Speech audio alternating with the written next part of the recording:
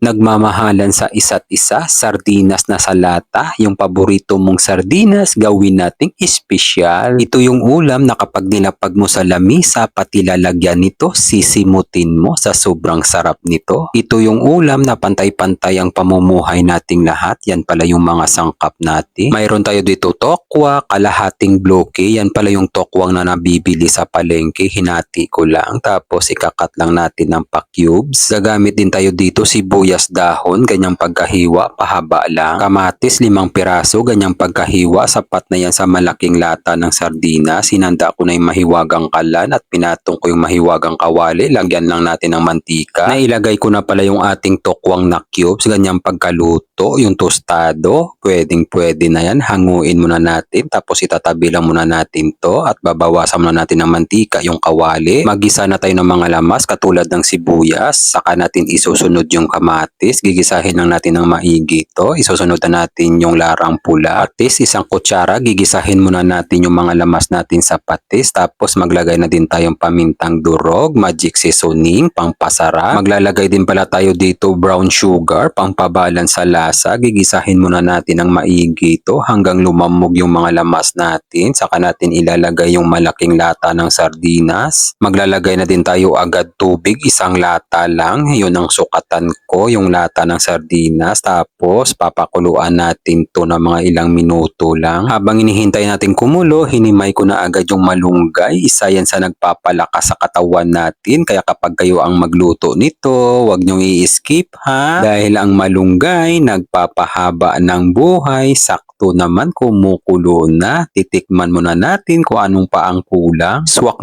na yung lasa, pang fine dining. Tapos ilalagay na natin yung itlog, 3 piraso. Pakukuluan lang natin ng saglit ha. Kasi luto na din naman yung ating sardinas. Naglagay na din pala ko red na sili. Nasa sa inyo na kung pipisain nyo. Kung gusto nyo mas mahanghang, nilagay ko na din yung dahon ng sibuyas. Pakukuluan lang natin ng kaunti. Saka natin ilalagay ang malunggay. Mga ilang minuto na lang to. Luto na to. Maraming salamat nga pala sa ating mga followers sa palagi nyong panunood. Ganun din sa mga kababayan nating OFW sa palagi nyong panunood. Ingat po kayo palagi kung saang bansa man kayo at isasama ko kayo palagi sa mga panalangin ko. Maraming salamat din sa mga bagong followers sa palagi nyong panunood. At kung bago ka pa lang dito sa page natin, welcome na welcome ka dito at sisiguraduhin ko sa inyo na mag-i-enjoy talaga kayo. Sa finale, nilagay ko lang yung tokwa na naiprito natin kanina para aesthetic talaga. At kung mapadaan man sa'yo to, wala nang plano-plano, magluto ka na rin nito. Ang swerte mo, napadaan sa'yo to. Huwag na natin patatagalin to. Tikiman time na.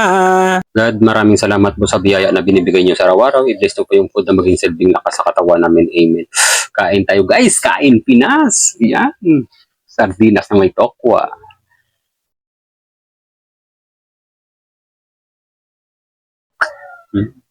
Parap. Dagdag pa tayong sauce.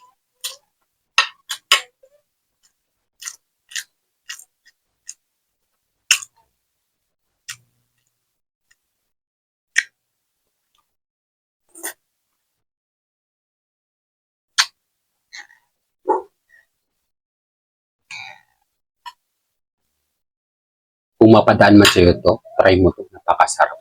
Simple lang ha.